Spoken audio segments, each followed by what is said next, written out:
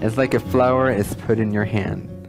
And you can either crush it and own it, or you can blow it away and just trust that it'll come back right in your hand somehow.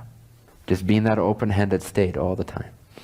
Seek it in yourself. Know that you have the ability to powerfully love, and that there is no greater pleasure than to love another being from such a free space of not needing them to reciprocate anything at all.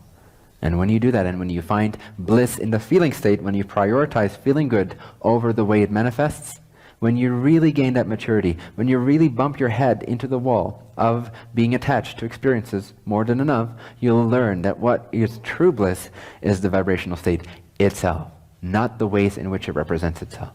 But the state itself is what you're after. Simply start pressing a button if you want to change your feeling. Oh, I want to feel this. Okay, nice. Now I want to feel this way. Oh yeah, now I want to feel that. Oh, now I want to create this. Whee! So it's very self-centered in that sense, but in a very beautiful way. You become a master of your state of being and of your reality, which you already are, but you regain it consciously, intentionally, and you clarify your vibrations. And then everyone will love you. And you have more than enough to choose from. And if that's an actual vibrational match, it will show itself. And if it's not, it will show itself. But then at least you have found that what you're truly looking for is your own ability to activate bliss and union and unconditional love. And you will start to get this very subtle, distinctive sense that unconditional love feels amazing. And conditional love, even slightly so, feels terrible. Right now, conditional love may still carry with it the hope, the promise of a better future. But you'll start to know through the maturity, through the wisdom, through bumping your toe into rocks of your own experience, of your own attachment, you will start to take that step back and know, you start to sense as soon as the love becomes conditional, you know from past experience it's going to lead to this, it's going to lead to this, it's going to lead to this, and it's going to take me 2 weeks of listening to BENTINHO videos to get me back to this state of being. And at some point it's just no longer worth it, no matter how pretty she is, no matter her cup size, no matter how much love you guys share with each other, it just doesn't matter. If it's not relevant, if it's not true, if it's not free, if it's not radial and naturally reciprocated through the radial nature of love, then there is no need to go down that path. You don't want to sacrifice the feeling good and doing good and accelerating. You don't want to sacrifice the super accelerated way of living for any dude or any chick or any relationship or any promise of a better future. Because you know as soon as you believe in the promise of a better future, you're actually lowering your frequency now, which will generate a worse future. If we want a better future, we need to feel good now and not feel good about the future. Yes, feel good about the future, but it makes you feel good now. But as soon as that becomes conditional on that particular image, what we've done, what we're doing literally is, okay, there is this seed planet, this new imagination, this new frequency. It excites us. Instantaneously, what we do, because we've become sort of lame and lacking the creativity to know that we have so many passions we don't even know about because we're not open to them, we're not looking for them. And so immediately after planting a new seed, we stay with that one seed and we monitor how it's growing. Hurry up, hurry up, hurry up. Oh, hurry up. Oh, God, Christ. And then it's gone, it's not growing. So we want to always keep planting new seeds. So yes, be in the future, but if you choose to be in the future, then be always in the future. And never in the present. You're always in the love that is the presence itself, but you're always creating the future. You're never stuck on focusing on the now. You're never waiting for the seed that you've planted previously to germinate. You're moving on to the next thing.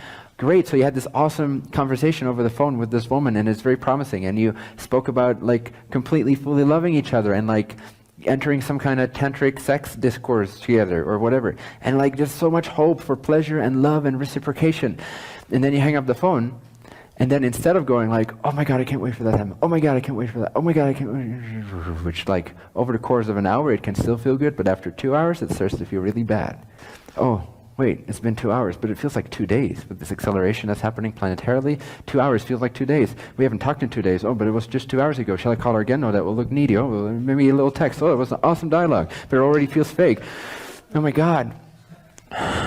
No, what you do instead is you hang up the phone and you go rock climb. And then after you're done rock climbing, you start visualizing this amazing car that you've been excited about. And then a call comes up that somehow attracts that to you, or you start visualizing whatever it is, or you start imagining whatever else it is, or you start expanding your horizons so much you gain perspective on who you are. And then at some point you never run out of things to be excited about anymore, so that you never have to wait for the past seeds. You're always so excited about the future presents that you're never actually checking how your past planted seeds are doing, ever. You're planting a seed, then you go plant seeds. That's what you do. And then you go plant seeds, and then suddenly there's a flower, and you go, oh, yummy.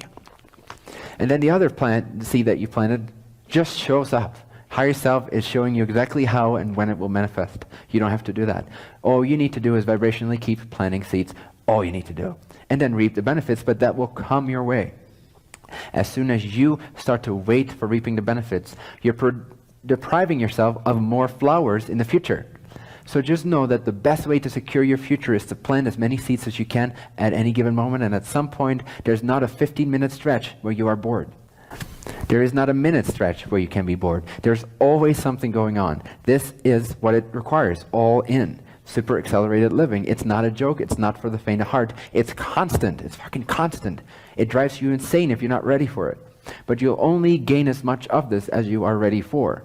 You become completely different from what you used to be. You become, in a sense, very non-human. Very accelerated, as humans are supposed to be. But in comparison to what we've defined humanity to be, you become completely different. So be prepared. And start where you're at. Start exploring. Start expressing that.